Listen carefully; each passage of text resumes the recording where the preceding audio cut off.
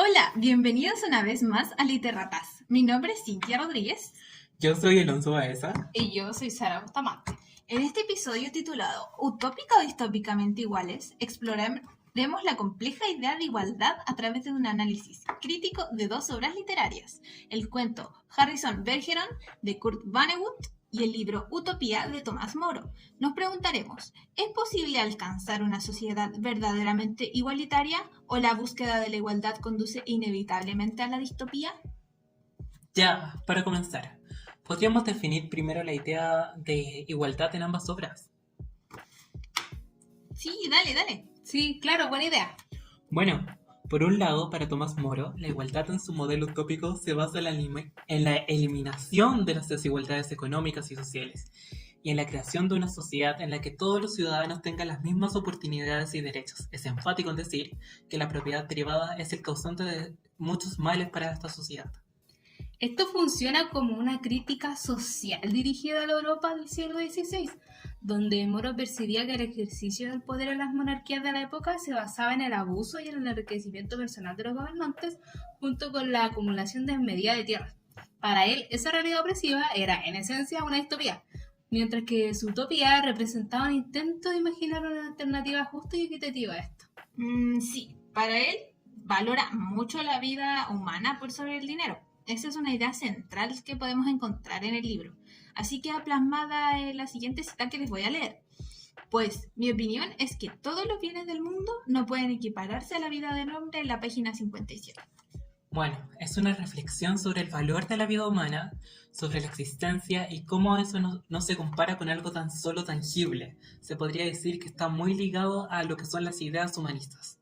Claro, pero por otro lado, para Vonnegut, la idea de igualdad que representa en su cuento, más que económica y social, es intelectual y de pensamiento. Se sacrifica toda la dignidad de las personas en nombre de la igualdad.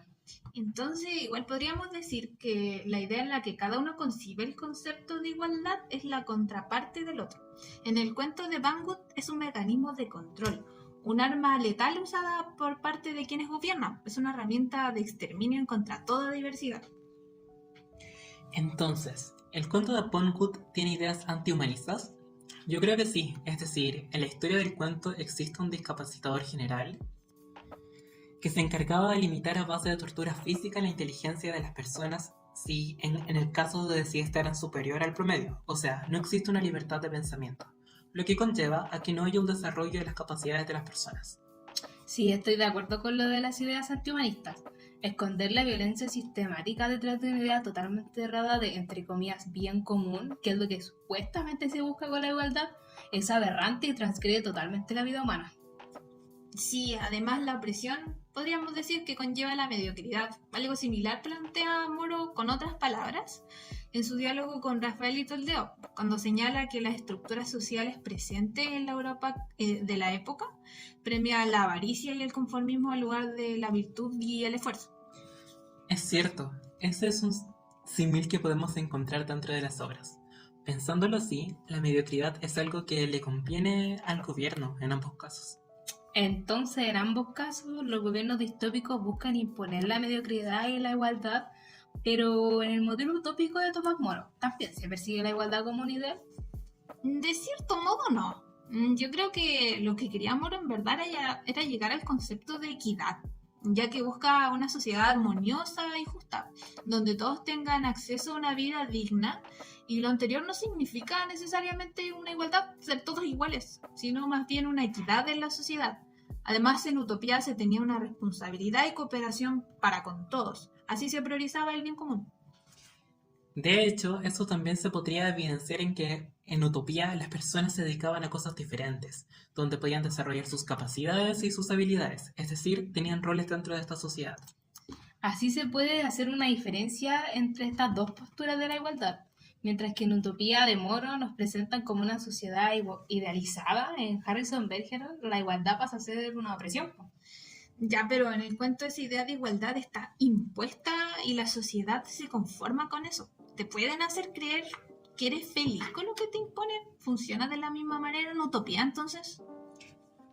De hecho, en el cuento se parte con esta afirmación. Algunas cosas de la vida no estaban del todo bien, haciendo una alusión a que esta solución del discapacitador general en las enmiendas constitucionales arreglaba todos los males de esta sociedad. Yo creo que era tanto el modo en que nos tenían oprimidos que de verdad creían que era eso lo que merecían, porque ni siquiera tenían la capacidad de sentir. Así que no se puede ser realmente felices con eso. Sus facultades mentales eran casi nulas. Sí, de hecho, en un momento en el cuento George parece tener una opinión respecto a algo que está viendo en la tele, pero automáticamente como que se censura porque no debiese siquiera estar pensando. Sí, esto demuestra que el ser humano tiene la capacidad inherente de pensar y cuestionar lo que le rodea, pero es de alguna u otra manera el sistema quien lo limita.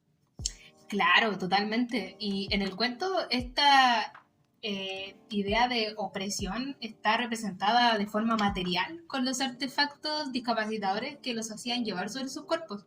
Lamentablemente eso les impedía entonces como rebelarse contra el poder y aunque una persona lo hiciera como lo hizo Harrison, no bastaba porque quizás ya estaban en un punto sin retorno. Además, siendo realistas, ni aunque muchas personas hubieran luchado para cambiar la constitución podría haber sido factible. ¿No recuerdan el caso que sucedió en nuestro país en el año 2019? Sí, súper buen ejemplo.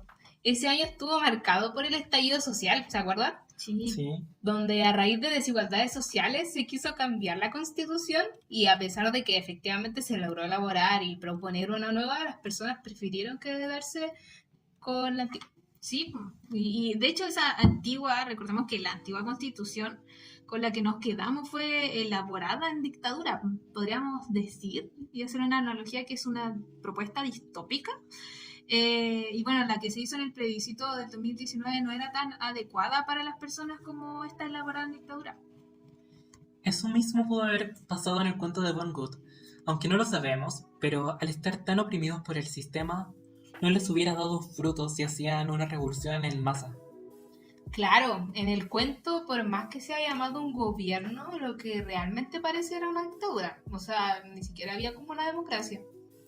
Claro, y en utopía podríamos decir que sí la existía, no en el sentido más actual de la palabra, pero tenía un enfoque en la participación y en la rotación de los cargos para evitar efectivamente esta corrupción y abuso de poder. Totalmente. Había un respaldo para que el príncipe no pudiera sojuzgar al pueblo, ni mucho menos que pudiera cambiar el sistema que se tenía. Ya, podemos reafirmar que en el cuento de Vonnegut el gobierno no respalda a los ciudadanos y usa para beneficio propio el sistema basado en la igualdad, castigando todo lo que significaba una amenaza. En la actualidad no sé si existe algún país que persigue esta idea de igualdad que se muestra en ambos casos, pero de hecho, al leer el cuento de Vonnegut no pude parar de pensar en Corea del Norte. Sí, efectivamente, Corea del Norte.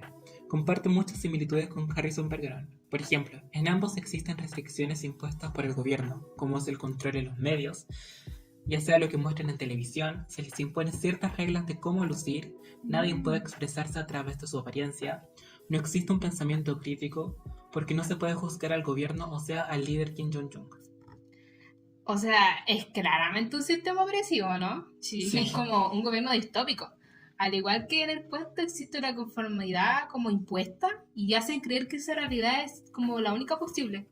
Es como si todos fueran iguales excepto el propio líder, quien es supuestamente quien ve por el bien común.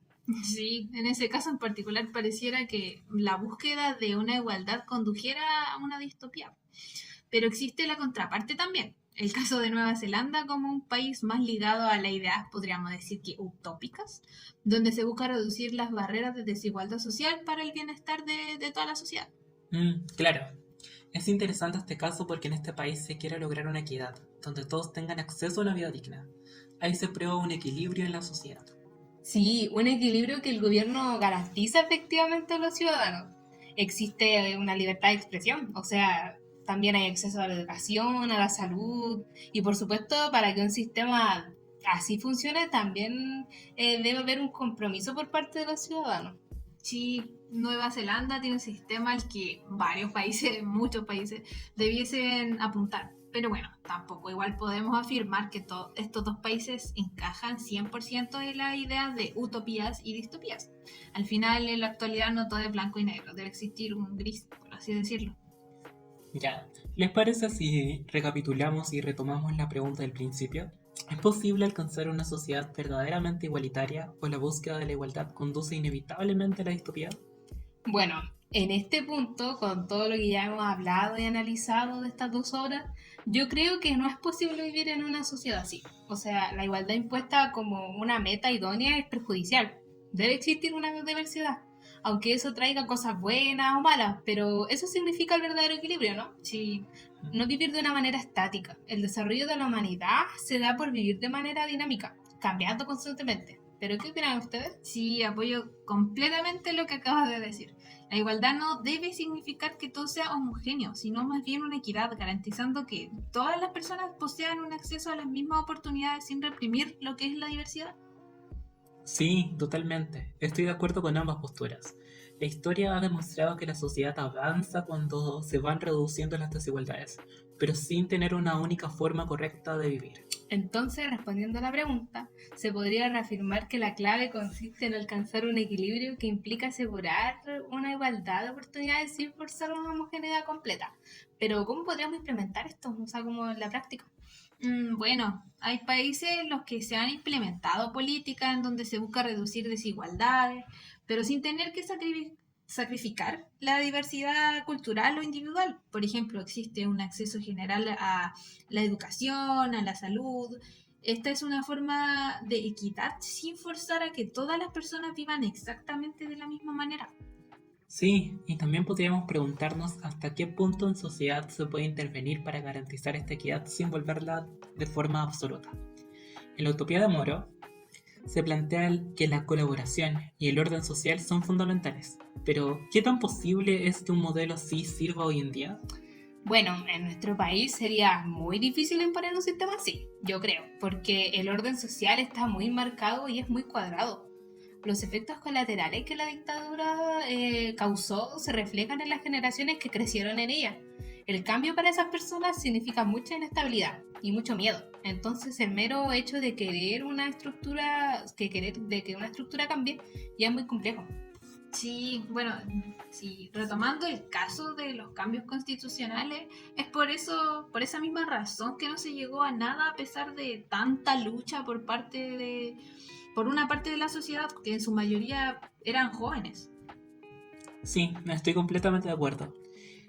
Y tenemos que recordar que estamos en un país, entre comillas, envejecido, en donde existe mucho el miedo al cambio y sería muy difícil implementar este tipo de sistema, como lo es un mundo tan idealizado como es el escrito por Moro. De hecho, él mismo fue víctima de su tiempo, su convicción le costó la vida, pero sin duda siguió fiel a sí mismo hasta el final. Exacto, Tomás Moro se mantuvo firme en su oposición a la reforma impuesta por el rey Enrique VIII y eso mismo fue lo que lo llevó a su ejecución. Es bastante irónico que quien imaginó una sociedad más justa haya sido condenado a muerte por defender sus propios principios. Sí, y eso demuestra que desafiar el orden establecido siempre va a tener un costo. Como en el cuento también de Van Gogh, que sin pudor mataron en televisión abierta a Harrison, donde en su tiempo, como en el nuestro, el miedo al cambio puede ser un obstáculo enorme para cualquier intento de transformación social. Ya, entonces nuestra respuesta oficialmente a la pregunta sería que sí. La igualdad absoluta conlleva inevitablemente la distopía, mientras que la equidad permite una sociedad más justa sin sacrificar la diversidad y la libertad. Sí, la evidencia que nos muestra la historia y la literatura es que los extremos nunca han sido sostenibles. La clave siempre será el equilibrio, sin forzar una homogeneidad. El enfoque en la sociedad actual sería enfocarnos en cómo construir una sociedad más equitativa y justa, donde la diversidad sea un valor más no un problema. Creo que igual todos hemos soñado con una sociedad así, o sea, como la que describe Moro Sí. en el libro. Pero es importante también tener en cuenta qué es lo que realmente se puede llevar a cabo en una sociedad, ¿no? Sí. Esperamos igual que en un futuro estas barreras impuestas por la historia de la sociedad chilena y del mundo en general se logren romper y se creen modelos en donde la equidad y la diversidad sean valores fundamentales. Con esta profunda reflexión cerramos el episodio de Elite Ratas, pero eso es lo que pensamos nosotros. ¿Qué piensas tú? te invitamos a hacer una reflexión sobre estos temas tan interesantes y que nos incumben a todos como personas humanistas. Sí, hasta la Hasta la próxima, próxima. chicos. Bye. Bye.